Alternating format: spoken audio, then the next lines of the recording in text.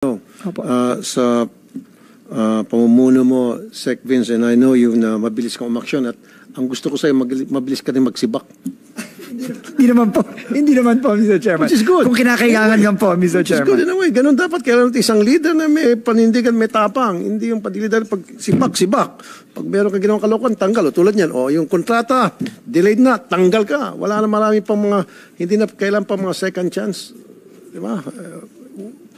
Una palang pagkakamali, tanggalin agad.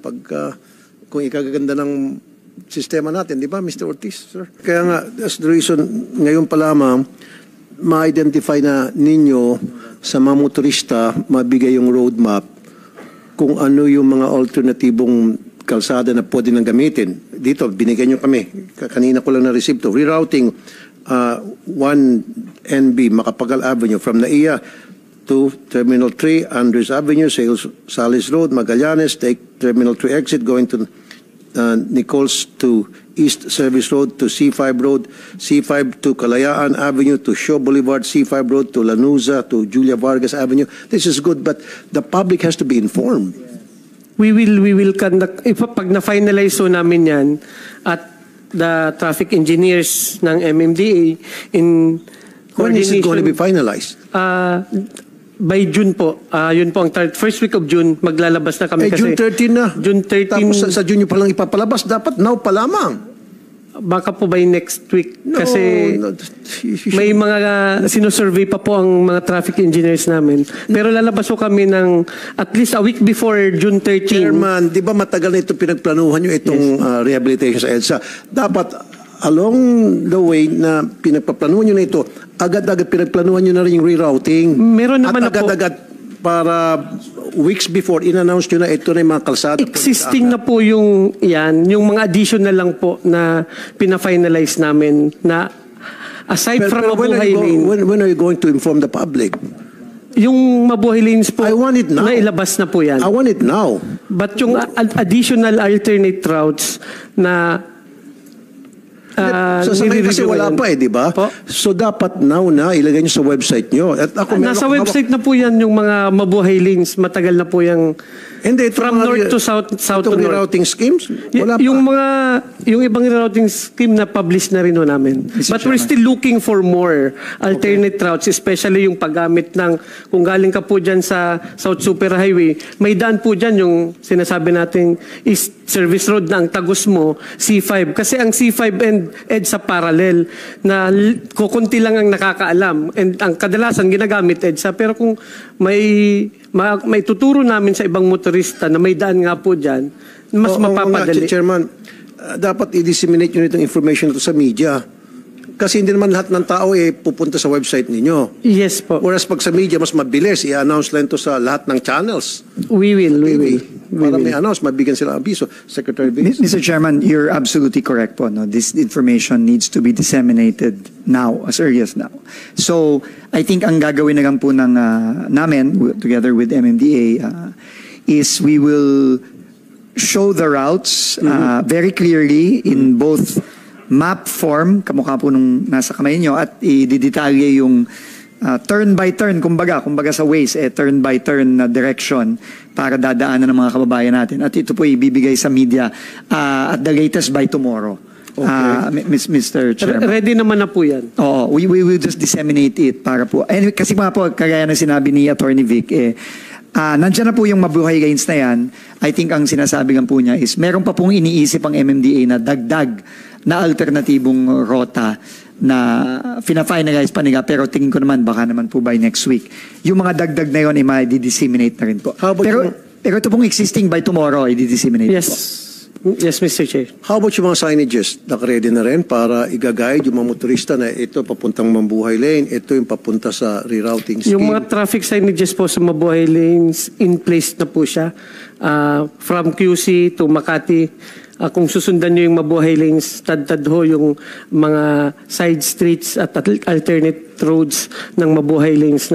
This is Mabuhay Lane going to south or going to north. Kompleto naman ho yan, Mr. Chair. At yun ang una naming inayos, yung mga signages sa alternate routes. Okay.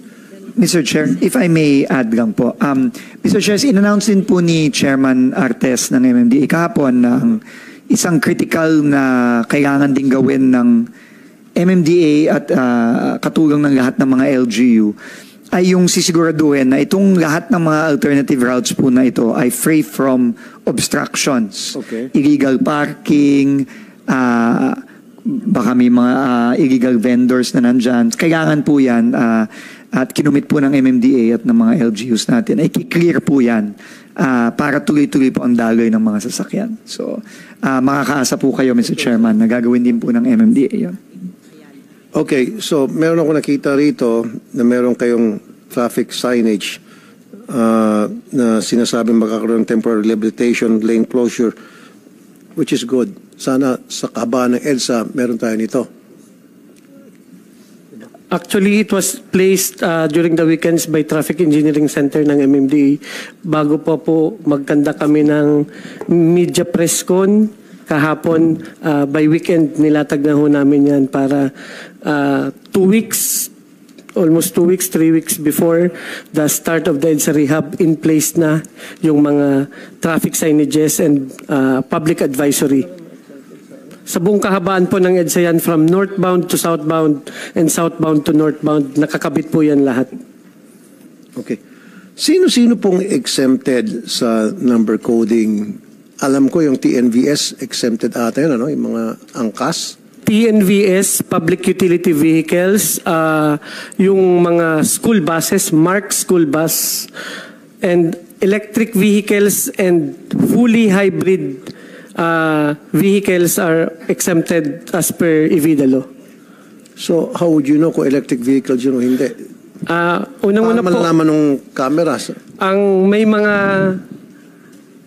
ano po yan, di ko alam may special plate na ba ang green plate, ang mga e-vehicles and fully hybrid vehicles, kakaiba po ang plates nila, ang color. So, madidistinguish po yan. And kumuha na rin kami ng may list naman po ang DTI ng mga fully hybrid and electric vehicles na nagpa-fly over dito sa buong Metro Manila. And we also have data from LTO, kamiting namin ho sila. So tinitingnan rin namin kasi nasa EVIDA law meron ding provision doon na sinasabi na yung exemption sa coding kapag dumami sila at for parang exigency or emergency reason, kapag may valid reason, pwede naman siyang i-withdraw. So, we're also looking at the numbers kasi baka ma-defeat naman ang purpose. Ngayon pa lang, marami na nagtatanong, naghahanap po, bibili ng hybrid e-vehicles, baka yun naman ang pumuno ng ating kalsada at that would be unfair. So, tinitingnan namin ang numero, hindi lang dito sa NCR, pati na rin yung mga neighboring provinces, Bulacan, Rizal, Cavite, yung datos ng electric vehicles and full hybrid kasi baka yun naman po ang bumaha sa kalsada and it would defeat the purpose and it would be unfair with other car vehicles owner. Correct. So, paano nyo naman malaman sa TNVS kung ito'y TNVS o hindi? Yung kahapon po, ka-meeting namin, yung mga TNVS operators, ibabalik ko namin yung sticker na may security features galing from MMDA dun sa mga TNVS kasi dati ho na-abuse yun, maraming nakakuha at nakapeke ng mga... May sticker sa ilalagay yung sticker sa plate? Di po, sa sasakyan na halimbawa Grab may special security po na ibibigay kami na MMDA lang ang magbibigay sa mga TNVS as per our meeting kahapon para naman po hindi ma-abuse yan. So sino mag-i-issue noon? Kami sticker? Po sa mga TNVS. Hihingi ko kami ng datos sa LTFRB kasi ang LTFRB po ang may list nito ng mga may valid na TNVS franchise. Okay. Hybrid vehicles exempted din, di ba? Alam ko full hybrid. Hybrid and electric. So, paano nyo malaman kung hybrid ang isang sasakyan? Ang alam ko yung hybrid kapag nag-full stop ka, namamatay yung makina. Yun ba yun? Hindi, sa TNVS, paano mas... May marking din. Kasi may iba-iba kasi I don't think hybrid. so. Yung plaka ng hybrid saka plaka ng regular car. Iba po. Magkaiba? Iba po. Ano pinagkaiba? ED. Mr. Chair, yung number po nung hybrid and electric kulay green po. Yung regular black po. Okay. So nade-determine po siya, Mr. Chair. Okay. Exempt po sa coding, yung green, all green, tama ba, Idi? Yun ang EV and hybrid na exempt kasi yun ang bibigyan lang ng LTO na may distinct feature na plaka. So alam naman po namin yan pag na-capture kung EV siya or hybrid kasi iba yung plaka. Okay. Yung sa TNVS, karamihan sa kanila, although magbibigyan kayo ng mga sticker, parang regular car lang kasi yung plate, ganun din eh. Diba? Now, magkakatalon sa sticker at yung sticker ay manggagaling sa MMDA para sila ma-identify talaga na TNVS. And how would they secure a sticker? Meron bang bayad yan? Hindi ko po alam. Alam ko last time wala namang bayad dyan. Binibigay lang namin. Maliit lang naman yung sticker na may hologram para saan nakalagay may security. yun? Saan ba yung mga taga-TNVS dito? Hindi kasi the last time nagbigay kami sa gagamit kanila. kayo ng camera, di ba? Yes, Kaya parang kayo nabuli. sa likod ata or sa windshield. Sa likod. Kasi the last time may ganun ako kaming sistema. Punta ko sa recto, paggawa ko. Kaya nga po, yung gagawin namin sekreto lang para hindi nila alam at may security feature yun. Kaya mahirap pong... Hindi sir, sooner or later, no, you have to tell us. You have to be transparent. No, don't do that. Dito dapat maging ano tayo. Yun pong usapan kasi kahapon. Kahapon lang kami nag-meeting. Kaya nga, diba, yung NCAP, papatupad natin, no contact policy dyan. Apprehension, no contact apprehension. Camera lang ang inaasahan dyan. So how would the camera knows na ito ay TNVS at ito ay hindi TNVS? Magkapareho lang ng plate niyan, pareho lang kulay ng plaka.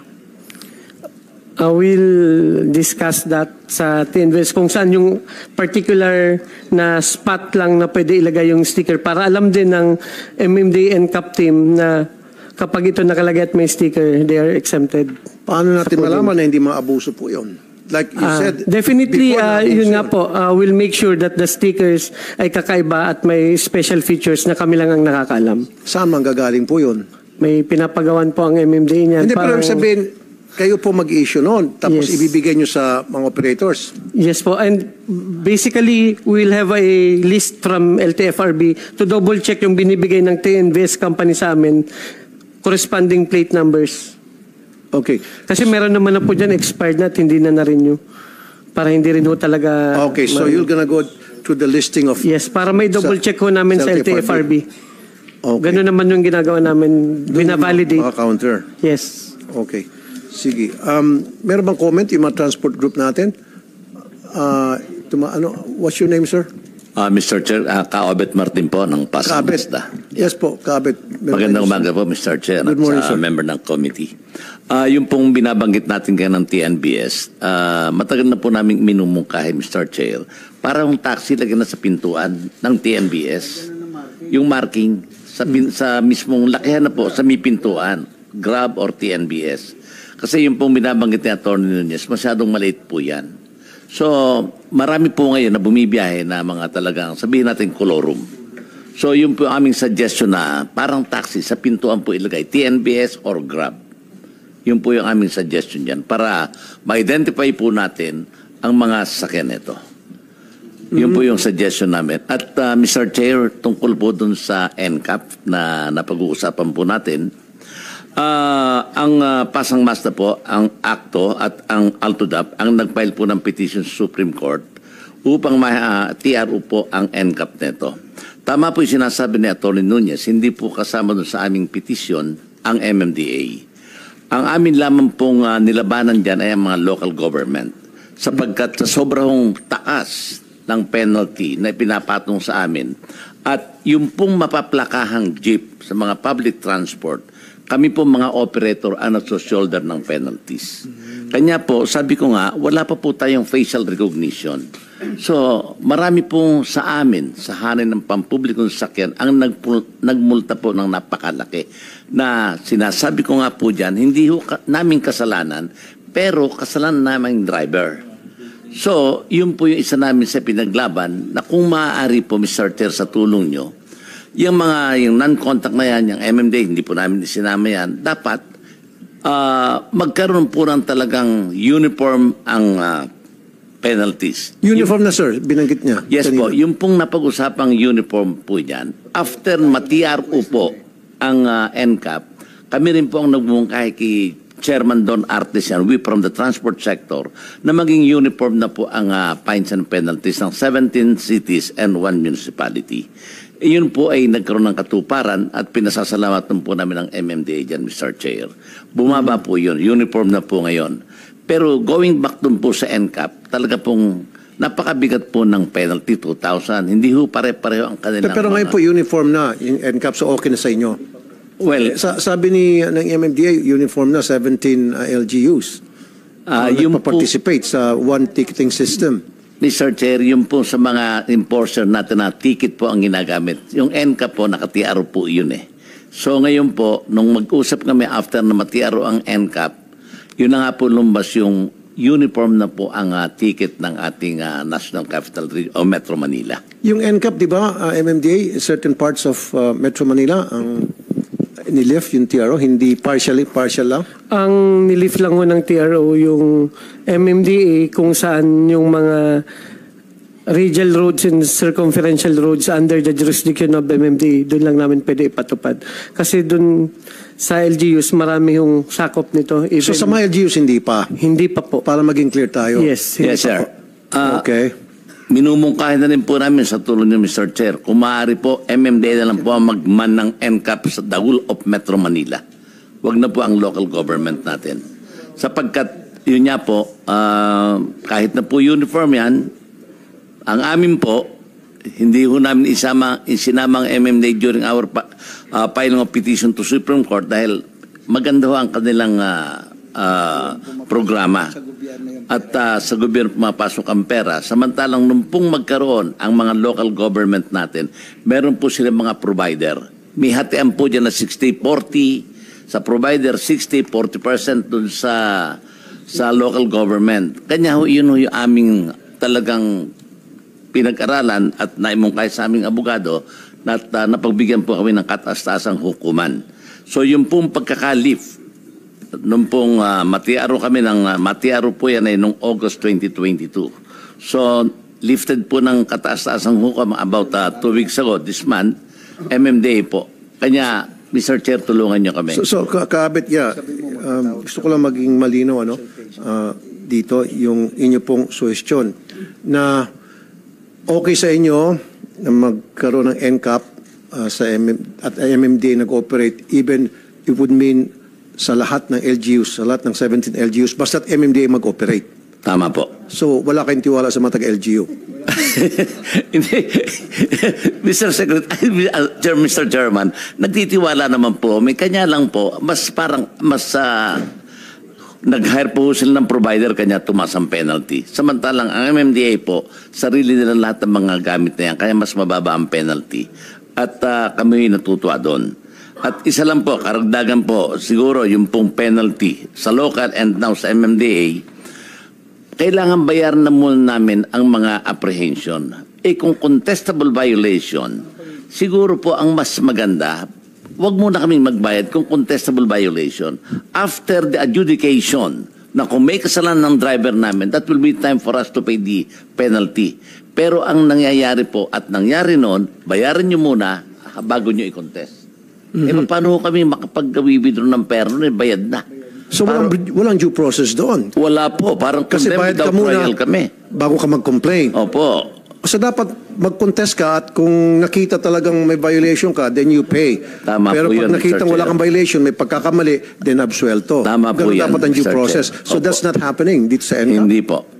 MMDA? Yung sinasabi po ni Kaobet sa LGU lang po. Sa LGU. Iba yung contest mechanism sa MMDA. So, sa MMDA, merong contest mechanism. Sa LGU, wala. Alam ko po may adjudication din sila. Well, siguro ho, yung binabanggit ni Attorney Nunez ng MMDA. Isa pa po, Mr. Chair, karagdagan lang po ito. Kasi ang nanguhuli MMDA yung NCAP. Ang mag-adjudicate MMDA, hindi po ba po pwede, Mr. Chair, with your help, na ibang agency ang ating maging adjudication board? So, wag ng MMDA. So, this time pati sa MMDA, wala na kayong tiwala din. Hindi naman po. Kanina kasasabi niyo Kanya na, naman, sana parang- magpa-implement ng NCAP. Mr. Chair, kasi- kasama, bukod sa EDSA, sa buong, pati sa 17 LGUs, MMDA. Tapos ngayon, wag MMDA. Sir, Diba? Mr. Chair, nagtitiwala po kami. Ang ibig ko lang po sabihin, mas maganda po siguro kung iba ang mag-adjudicate sa mga huli. Okay, and ano po yung suggestion niyo? Sino dapat Siguro, mag-adjudicate? isang traffic court po tayo na talagang o sa LTO, pwede ho siguro natin i-assign sa LTO yung adjudication. Para naman ho, parang neutral place lang naman po. Wala ho, yung pagtitiwalaan doon po. Kanya lang, pagdating na po sa adjudication, hindi ho nawawala yung MMDA ito, paano to? Parang ano lang po yung aming feeling. Baka nagmuro-muro na sila. Okay. Anong reaction niyo po, Secretary Vince? Ipapasa daw halimbawa sa LTO kung MMD ang Pwede naman pong pag-usapan, Mr. Chairman. No? Pero I think our right now po, no, kasi ang DOTR po ay limitado po ang aming enforcement powers. No? For example, ang LTO po, ang LTFRB, ang kanilang enforcement powers is really not on traffic violations per se. No? It's really on kung LTFRB yan, kung ang isang PUV ba ay out of line or ang PUV ba ay nag-ooperate na walang prangkisa. Yan po, LTFRB ang pwedeng mag-enforce yan. Ang LTO naman, ang mga sasakyan bang nasa kalye ay rehistrado o hindi. No? Medyo limited yan po talaga ang enforcement mandate ng LTO at LTFRB. Whereas ang MMDA, ang mandate po na at kasama na rin ng mga LGU, traffic. No? Lahat ng violations of traffic regulation, yan po ay napapaloob sa mandato ng MMDA. Pero, wala naman pong pwedeng makipagtulungan po kami. No? Lagi naman po kaming open dyan. Pero, yun lang po siguro ang, Mr. Chairman, just to address yung concerns ni Ka-Obet. No? Ako lang, Mr. Chairman, personally, no? Siguro po, ang dapat tignan natin dito is, paano po ba ginagawa ito ng ibang bansa? Kasi hindi naman po bago itong NCAP ginagawa na po ito ng matagal sa ibang mga bansa. And ano po ba ang sistema ng kanilang pag-enforce nito? Ano po ba ang sistema ng kanilang adjudication or pag i-contest mo, i-question mo, ano po ba ang sistema sa ibang bansa? At siguro po, dapat, kung nag-work naman sa ibang bansa, dapat siguro gayahin na lang natin. Sa ibang bansa kasi meron yung traffic court na doon ka pupunta. Sa Amerika may traffic court. Tama po. Doon mo babayaran yung violation mo at pwede mo i-contest para may judge na mag-hear doon sa pagkukontest mo. Tama po yun, Mr. Chairman, not to add to the responsibilities of the chairman, but this might actually be something that the legislative branch can look into and para orderly na kasi ngayon po syempre limitado ang executive to enforce and we are just bound by the existing legislation, no? So pero maganda pong at least umuusad po tayo, Mr. Chairman, with your leadership, no? Na nakaklarify po ang marami bagay dito. Thank you po, Mr. Chair. Mr. Chair, if I may. Yeah. Kahit po ang LTO, LTFRB, ang adjudication ho nila, dun din po sa department, sa bureau. Mahirap naman po yung traffic adjudication, nilalagay mo sa jurisdiction ng korte. Wala na hong ganon. So, rest assured, ang mga hearing officers po namin sa MMDA, they are lawyers, and they're fair. Kasi yung decision ng traffic adjudication can still be appealed to the chairman kung sa tingin talaga nilang naagrabyado sila. So it's not the last resort po. Tsaka ang tinitingnan ho namin dyan sa adjudication is kung administrative violation, yung may prangkisa, kung gusto nilang makita talaga kung nag-violate sila o hindi, may clip kami ng CCTV just to ensure na ang kalabasan ng desisyon ng traffic adjudication would be just and fair. So, okay, kasi nakikita ko po dito kung magtatayo tayo ng traffic adjudication court, magpapatay ng infra, gastos na naman. Dagdag personnel. So I don't think for now that's viable dito sa bansa natin. So siguro tama ng MMDA, maganda naman sinabi ni Attorney Nunez na pwede mo i-contest yun, may level na pag hindi ka kontento doon sa lawyer na mag-hear ng case mo, pwede ka umakyat hanggang sa chairman, which is good. For me, I think that's fair. Now, what I want to do here is call the attention of the DILG. Meron ba DILG dito? Okay. Si Mr. Joaquin Alfonso Toledo. Yes, Mr. Chair. Maganda yung suggestion ni Kaabit, no? Papayag ba yung mga mayors na yung kung halimbawa na lift na ng Supreme Court yung TRO sa NCAP sa mga LGUs na MMDA na magpapa-implement, magpapatakbo ng NCAP? Well, sir, What's your position po? Sir, I think that can be studied po with, I think we have a TWG with the MMDA. Part po on the LG dun. We can study that part of the enforcement power, the adjudicating power ng pagdating sa traffic. Pero right now, sir, if the LGU issues the ordinance, ano po yun protected po yan by local autonomy. Hindi, kahit po DILG, di po namin magagalaw yan. Ang makakagalaw lang po dyan ay if the court deems it unconstitutional po. Okay, so you have to go to court through that. Yes, po, yung sa Kaabit naman, suggestion lang naman yun para maayos yung trapiko natin sa mga kalye sa Kamaynilaan. So that's just a suggestion, which for me is good.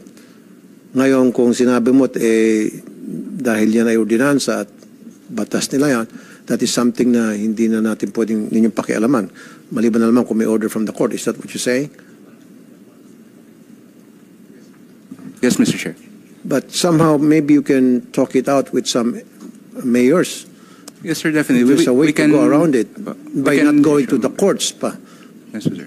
Well, we can issue a memorandum, sir, to the mayors, providing all of these concerns, and maybe we can have a dialogue with them, sir. Okay. Chair, if I may please. Go ahead. There's already a Supreme Court decision on that. Alto-DAP case versus MMDA, wherein the Supreme Court held that pagdating po sa NCR, ang may power po na sa traffic is purely MMDA. Although it's subject to MR right now.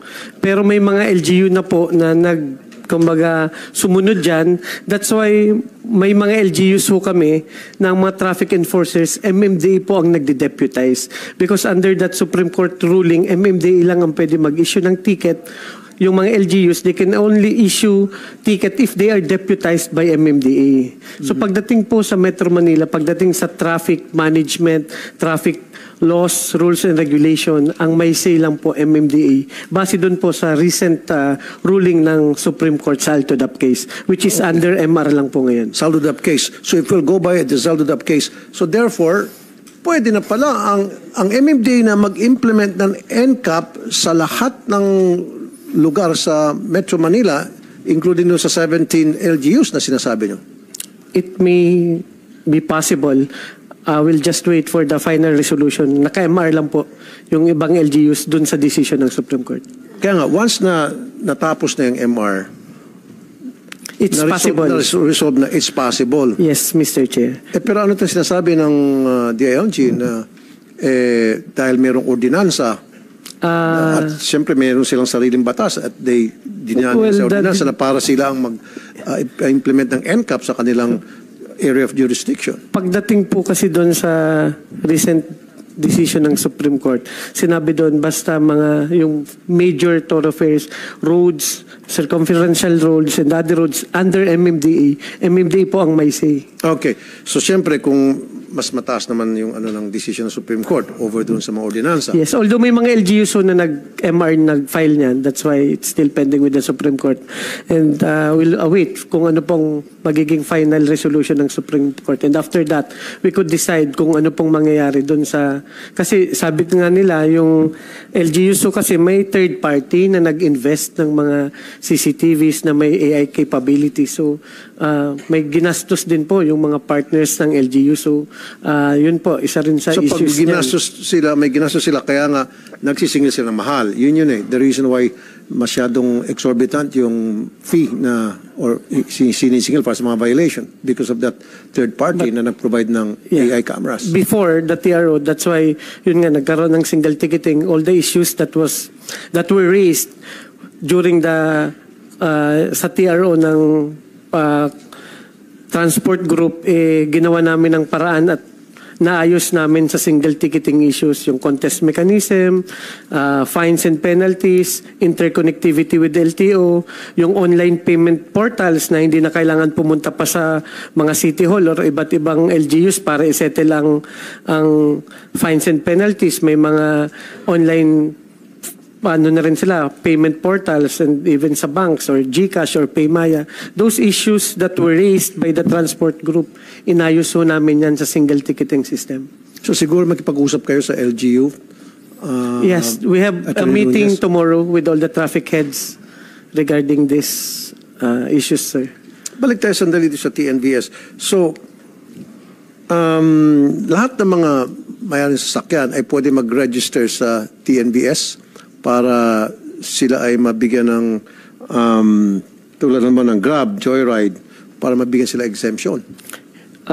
LTFRB can answer that, sir. Sir, meron po tayong ang mga TNC po ang nagre-register niyan, yung the network company are the one registering all the TNBS application and endorse it to LTFRB. So yung LTFRB po have the complete records of all the TNBS. Okay. Thank you. Tumatama kamay si Mr. Melencio Boy Vargas ng Alto DAP. Sir, go ahead. Magandang umaga po, Mr. Chairman. At salat po na dito kay Secretary. Siguro pwede ba mag-suggest na, sir, baka naman po pwede, Mr. Chairman, na yung LTO na magpadala ng summons. Ano na lang ang LTO at MMDA.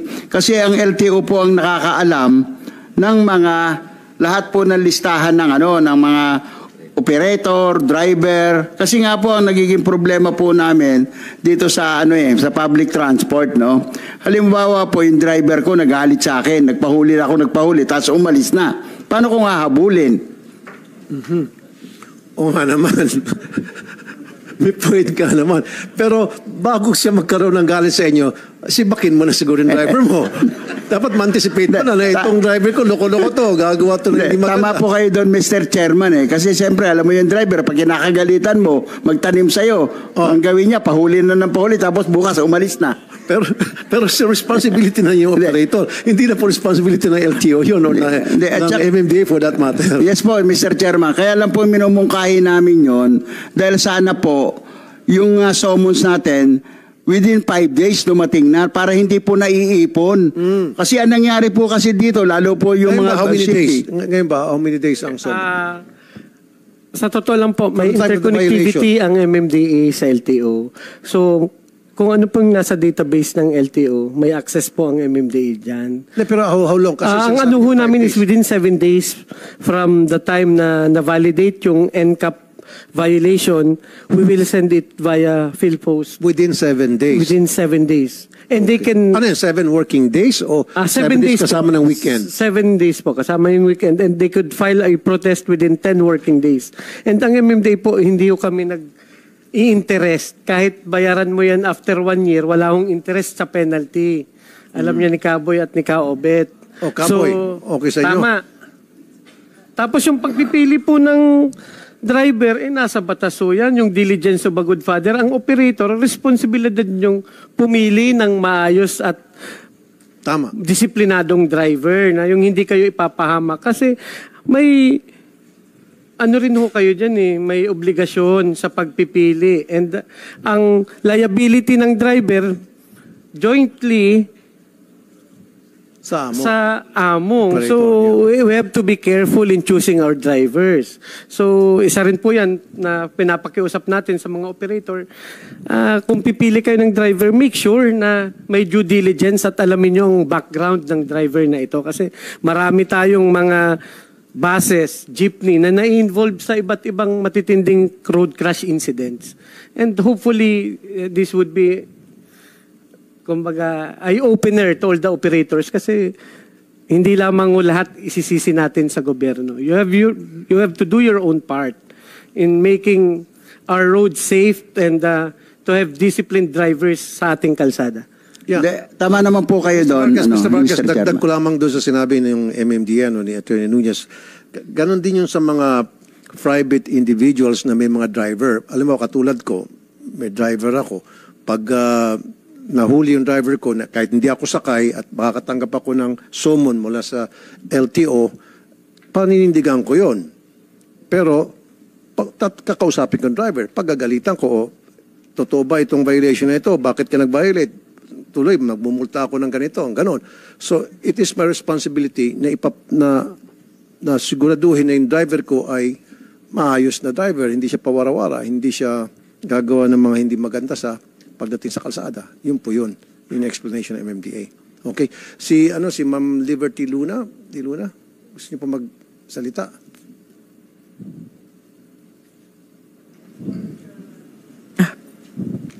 Chairman at sa lahat na nandito ngayon, kay Secretary.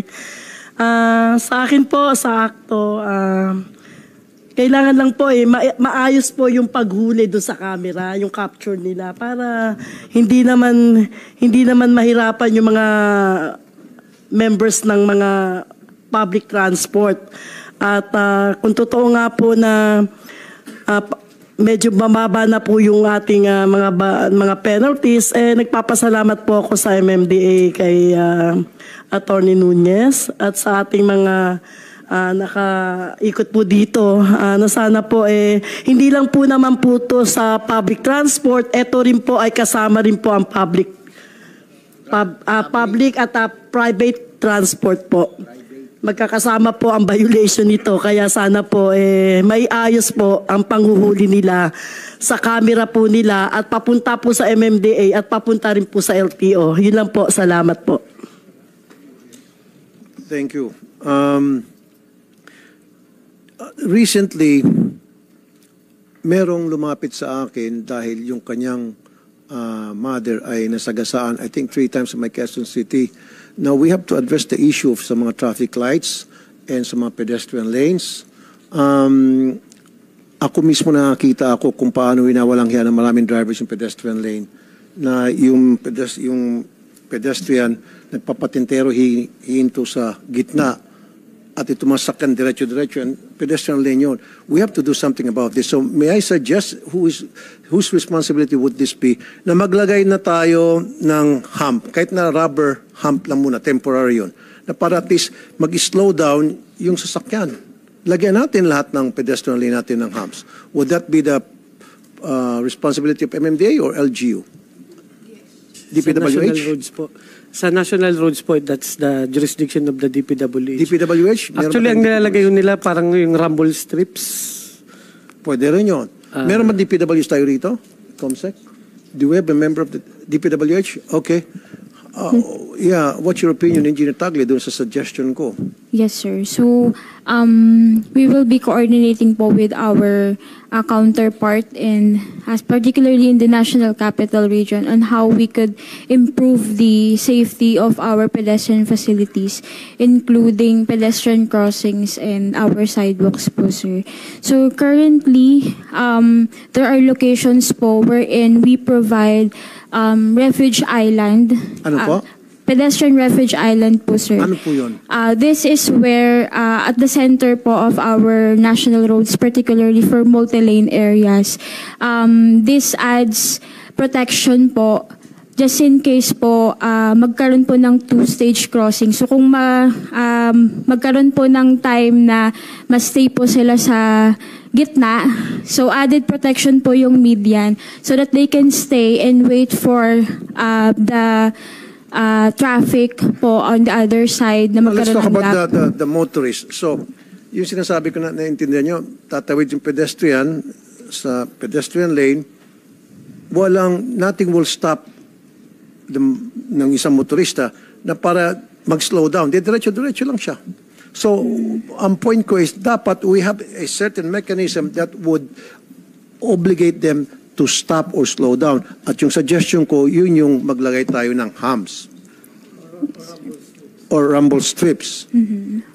Yung ano naman po sir, yung rumble strips po, yes, we are currently putting rumble strips po in approaching yung mga pedestrian crossings natin, sir. May ginagawa niyo na ba po yan? Yes, sir. Okay. So, it is part of, kumbaga po, traffic calming natin. And also, yung mga speed limits po natin within, particularly within NCR, I think MMDA is already implementing also yung mga maximum speed limits po natin to lower Kahit na maglagay tayo ng maximum speed limit, kung wala namang hindrance sa pag-speeding nila, then we have to put that mechanism as well. Yes, sir. Para mapabagal yung takbo ng mga sasakyan, yung rumble strips nga kung tawagin. Yes, So meron ba kayo nilalagay? Meron na, sir. We have specific guidelines po for putting rumble strips on also on approaching po ng mga pedestrian crossings po na. Okay, yan sa mga main roads, sa mga malaking kalsada. How about yung sa mga side streets? Whose responsibility would that I be? think The that LGU? will be the LGU po, sir. So the ILG, pwede bang kausapin yung mga mayors sa mga pedestrian lanes, matao, maglagay kayo ng mga rumble strips doon? Yes, Mr. Chair. Actually, we can issue an advisory encouraging all of the LGUs to put humps or rumble strips on identified na streets. Encouraging? Hindi Yes, ba po, pwedeng obligahin nyo sila? Sir, we cannot do that, sir. You on the cannot. part of the LGU. They have local autonomy po. I know, pero okay, how about the memorandum of agreement? Tutulong yung DPWH para gawin yung rumble strips. Saan ba nabibili yung rumble strips? It is same material po with the pavement markings but higher thickness lang po. Just para po ba ano siya? Ano yun? Yung Yes, Yun yung sinasabi thermoplastic ko, pavement parang markings. rubberized- Yes po. paint? Pintura lang. Thermoplastic Opo. pavement markings po, sir. It's like rubberized paint. Same material as they use. Manipis. Pero yung rumble strips po mas makapal. Mas para ho siyang magigit na hump lumagabas. Yun dapat. So, yung mga taga-LGU might not agree with that dahil sa gasto siguro. Magkano ho ba yun? DPWH. I really don't have the exact amount right now, sir, but Kasi we can ako, provide. almost every day, pag umiikot ako, sumasama ang loob ko, wala lang akong magawa, hindi naman ako traffic enforcer. Makikita ko, yung mga pedestrian, lalo dyan sa may E-road, tatayo yung mga nurse. Pag walang traffic enforcer, tatayo yung mga nurse doon o yung mga health workers papuntang St. Luke's. Wala yung masasakan, diretso-diretso lang. Pag nag-clear na, saka diretso ulit yung pedestrian. So kung maglalagay tayo doon ng, yung ba yung sa may bandang St. Luke's, hindi na DPWH yun, Quezon City LGU na yun, di ba? Maglagay rumble strips. Pag naglagay tayo, then, sa may E-road, may pedestrian dyan. I think after St. Luke's Hospital, marami pa, hindi lang sa St. Luke's, marami pa sa Mindanao Avenue. Sa Mindanao Avenue, malaki-laking road yun. Meron na bang rumble strips yung pedestrian dyan? When I was still, yung TV5 ay nasa Novaliches pa, nadadaanan ko palagi yun. Yung mga pedestrians doon, nagpagpatintero sa mga sasakyan. Meron pa nasagasaan ata doon twice. So, yan ba, na-address na natin East dyan, DPWH, naglagay na kayo ng rumble strips? We'll verify, sir, if along Mindanao Avenue, sir, may rumble strips. Lahat yan, ilan yun? 2 o 3 atang pedestrian lanes. Kasi Mindanao Avenue, napakalaking kalsada yun. Kaya maluwang, nagmamabilis yung mga sasakyan at nakakatakot at marami na sagasaan. So, siguro, DILG, talk to the mayors and suggest that na maglagay ng rumble strips sa mga pedestrian lane. And then kayo po sa DPWH, I want you to identify yung mga main thoroughfares, mga roads na kailangan ng rumble strips, lahat ng pedestrian. Gusto ko lahat. Nang sa gayon, maobliga ito mga mabilis na magpatakbo, magdahan-dahan. Mr. Chair, if I may. Mr. Go ahead. Maybe we can also coordinate with the Mr. Toledo. DPWH when it comes to the specifications ng mga kailangan na pa-implement ng LGU. yung specifications sa mismong mga interventions na to para malesen na po yung ating incidences of Okay. road crash. Sige, thank you, Mr. Toledo. Now, nandito ba yung PPA, Philippine Ports Authority? Okay. Attorney Santiago, thank you for coming. General Manager PPA. During the last couple of hearing, nag-suggest ako na maglagay ng mga X-ray machines para sa mga sasakyan doon sa mga kinakarga sa Roro. At ang reason for that, para ma-avoid natin yung smuggling ng droga, pag-smuggle ng mga nako na sasakyan. Especially sa droga at kontrabando. In fact, there was this incident na naharang, buti na lang, magaling yung PIDEA at that time, naharang nila isang sasakyan, kotse, na ikakarga na sana sa Roro, punong-puno ng droga. Pero kung may X-ray yan, you don't need intelligence, you just need the X-ray. Hindi sila makalusot. Kaya lang may kamahalan po yun. Ano po yung latest na po? Good morning, Mr. Chair. We are pleased to inform the Chair, pursuant to your suggestion over the past few hearings, Mr. Chair, that the PPA board yesterday has approved the budget for the acquisition of at least 2 mobile vehicle X-rays for this year, Mr. Chair. So we will be procuring at least 2 vehicle X-rays within this year, Mr. Chair. Thank you. Thank you very much. So within this year, so bakit dalawa lang po? Ilan ba ang mga pier na dinadaanan na may Roro? Unang-una po, Mr. Chair, katulad po ng sinabi nyo, medyo malaki po yung cost ng vehicle X-ray po. No? Since we will be conducting competitive bidding, with your indulgence, Mr. Chair, I can disclose to you later how much para hindi po ma-appraise yung mga potential bidders kung ano yung budgeting. But medyo mataas po yung cost niya. But we have approximately about 132 ports po nationwide that we are managing.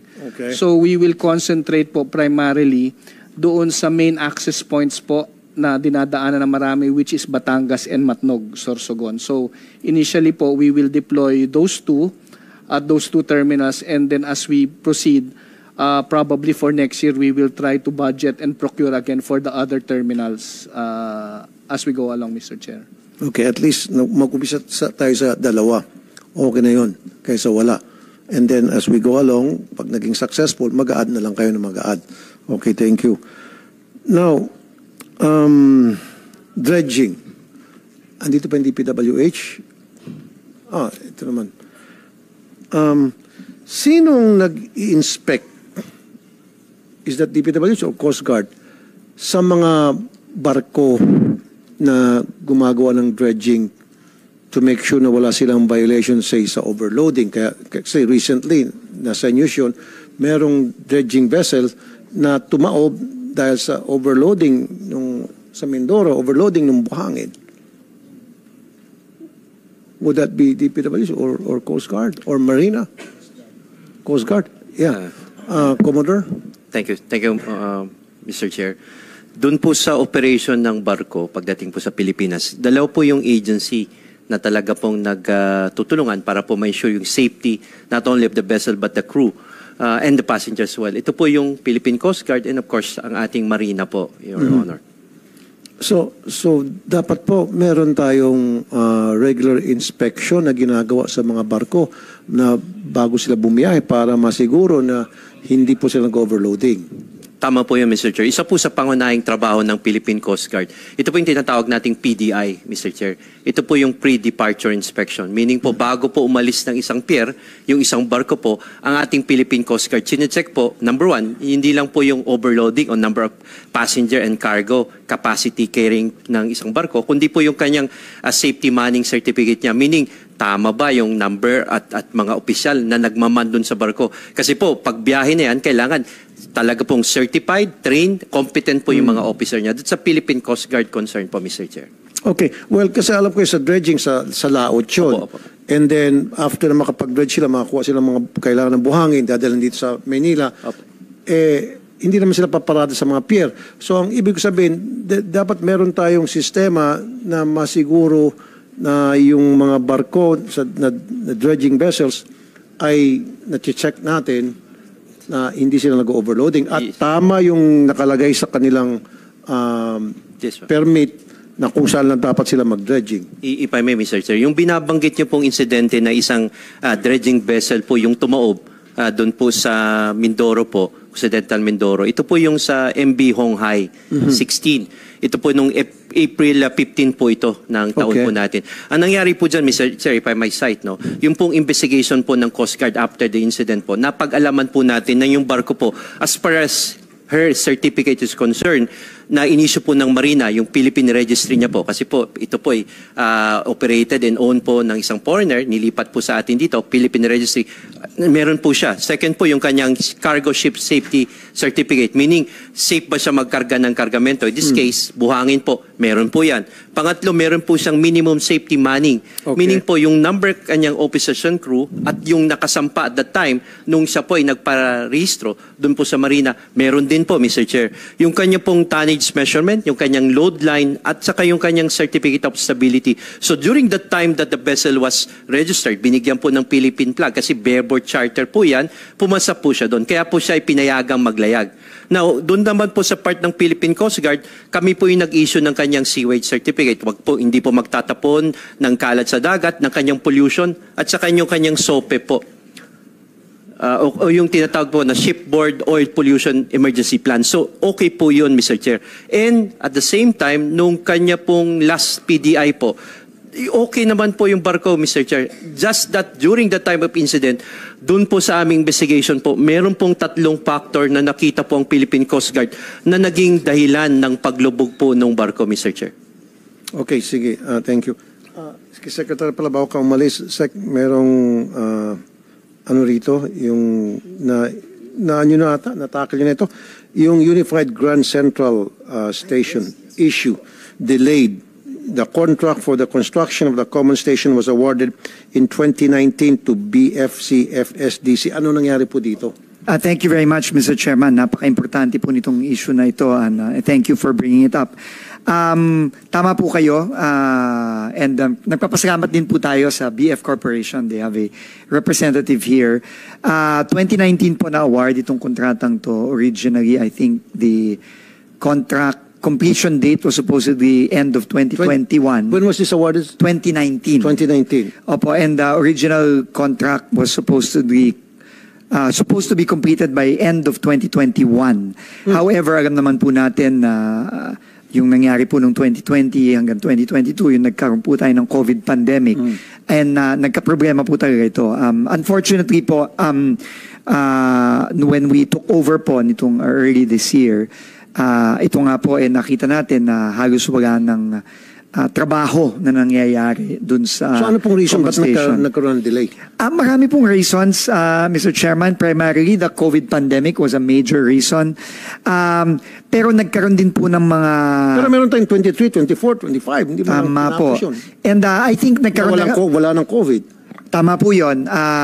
At tingin ko po nagka-problema din po talaga between the contractor and DOTR during 2022, 2023, 2024. Okay. No, and I had to make a decision na po itong nakaraang mga buwan, and a few weeks ago we just issued the notice of termination of the contract.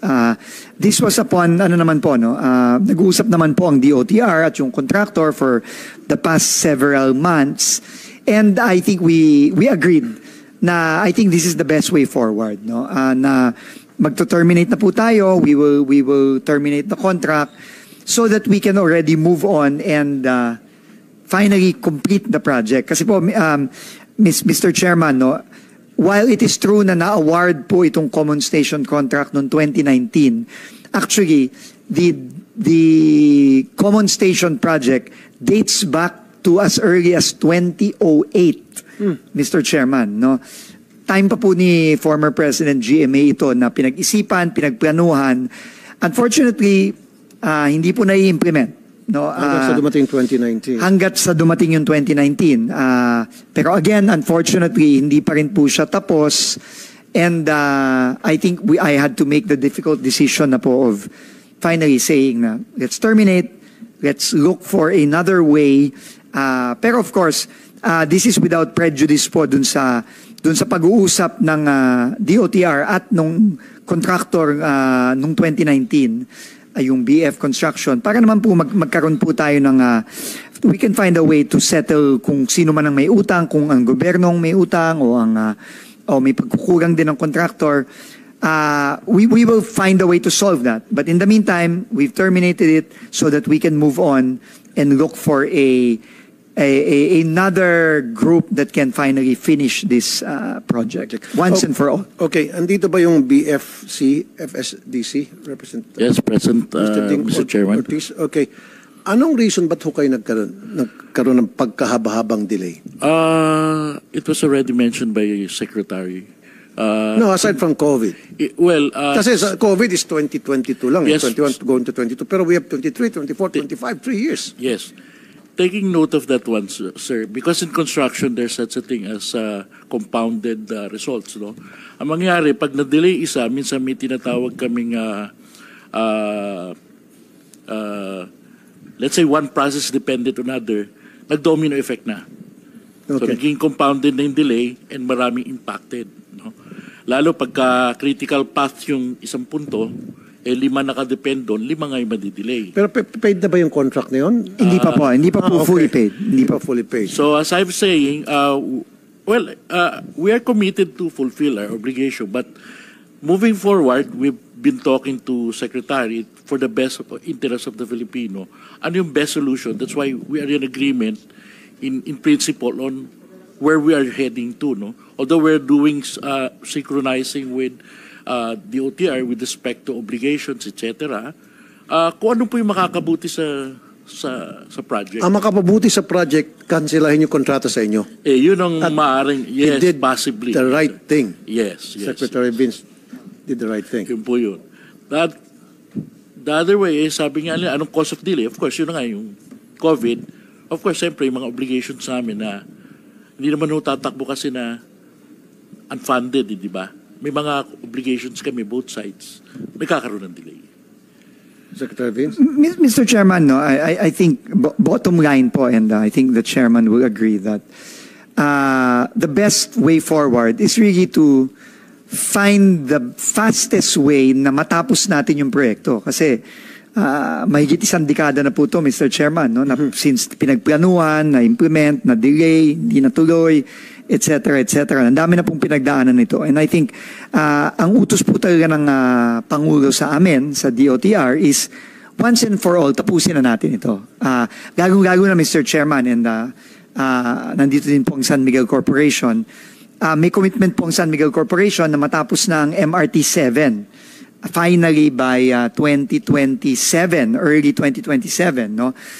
So ang gusto po talaga naming mangyari, napipilitin naming ma-deliver, is by the time na matapos ang MRT 7 sa 2027, tapos na rin po finally ang common station. Kasi kahit na po operational na ang MRT 7 sa 2027, kung ang common station po ay hindi pa tapos, kawawa pa rin po yung mga commuter natin. Kasi hindi pa buo ang MRT. Kasi ang MRT 7 po, papasok po ng common station 1, common station yan, Mr. Chairman.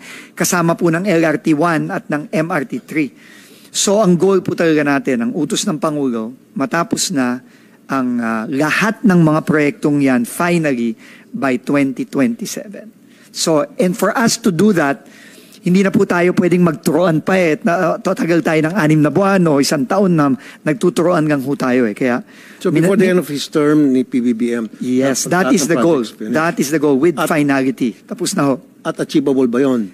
Tingin ko po, kaya kailangan po talaga magdesisyon na ngayon. Kasi kung tayo po ay makikipagturoan pa at makikipag-negotiate pa sa BF, baka tumagal po tayo ng 6 na. It's 6 months that we cannot afford, Mr. Chairman. I know. Sa pamumuno mo, Sec Vince, and I know you na mabilis kang umaksyon at ang gusto ko sa'yo, mabilis ka din magsibak.